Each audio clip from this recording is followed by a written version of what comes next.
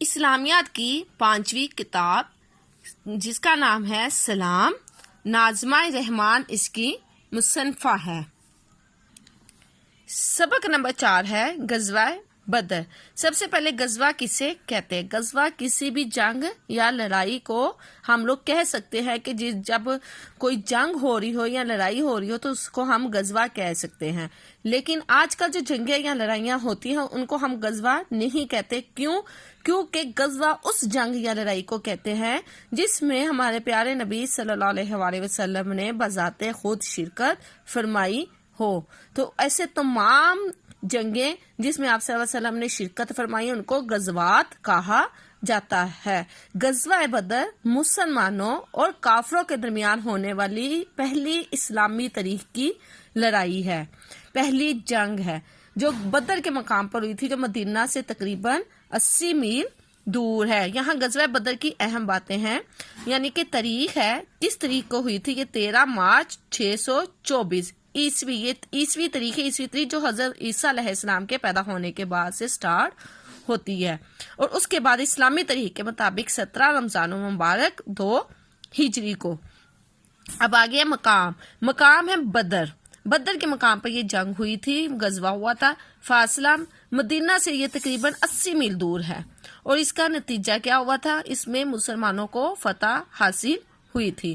اب یہاں پر دونوں فوج کے بارے میں معلومات ہے کہ اسلامی فوج میں کیا کیا تھا اور کافر فوج میں کیا تھا۔ یہاں اسلامی فوج کی قیادت کی تھی ہمارے پیارے آقا نبی کریم صلی اللہ علیہ وسلم نے، اور کافر فوج کی قیادت کی تھی سپہ سالار ابو جہل نے۔ اسلامی فوج میں 313 فوجی تھے اور کافر فوج میں 900 فوجی تھے۔ اسلامی فوج میں 2 گھوڑے تھے، کافر فوج میں 100 گھوڑے تھے۔ اسلامی فوج میں 70 اونٹ تھے اور کافر فوج میں 170 اونٹ تھے۔ اسلامی فوج میں کتنے مجاہدین شہید ہوئے؟ 14 مجاہدین شہید ہوئے، اور کافر فوج میں 70 کافر مارے گئے اور 70 ہی کافروں کو قیدی بنایا گیا۔ بے سر و سامان مسلمان ہجرت کر کے مدینہ پہنچے تھے۔ وہ قریش کے رویے سے تنگ آ کر اپنا سارا ساز و سامان مکہ میں ہی چھوڑ آئے تھے۔ ابو سفیان اس وقت قریش کا رہنما تھا اور وہ بہت سے تجارتی ساز و سامان کے ساتھ قافلے کی شکل میں واپس مکہ آ رہا تھا۔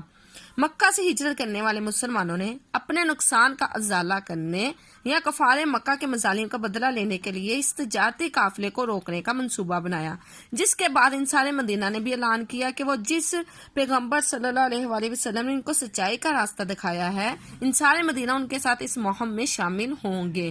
جب ابو سفیان کو مسلمانوں کے ارادے کی اطلاع ہوئی تو اس نے مکہ کے مشرکین کو پیغام بھیجا کہ آ کر مسلمانوں سے اپنا قافلہ بچاؤ، لیکن ابو سفیان تجارتی قافلے کو دوسرے راستے سے بحفاظت مکہ لے گیا۔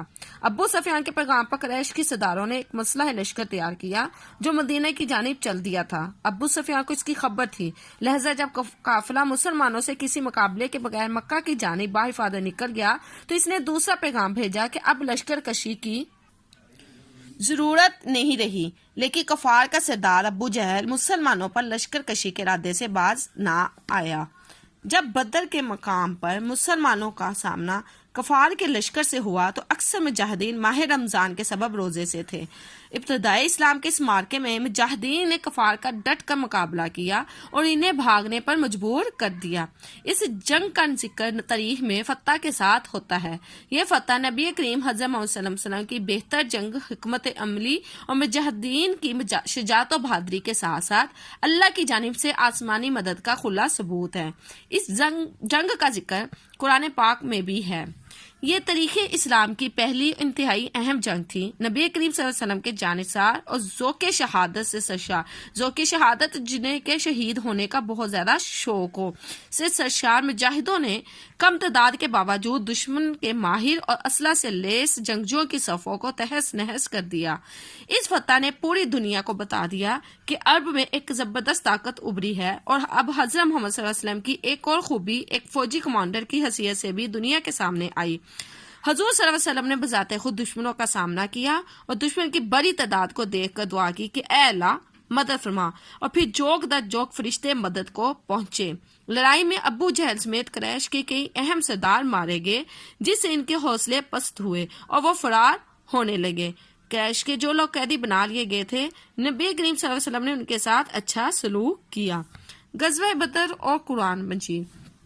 قرآن مجید میں غزوہ بدر کے واقعات کا ذکر ان الفاظ میں کیا گیا ہے۔ سورہ آل عمران کی آیت نمبر 123 سے لے کر 125 تک ترجمہ ہے، اور اللہ نے جنگ بدر میں بھی تمہاری مدد کی تھی، اور اس وقت بھی تم بے سر و سامان تھے، بس اللہ سے ڈرو اور ان احسانوں کو یاد کرو تاکہ شکر کرو۔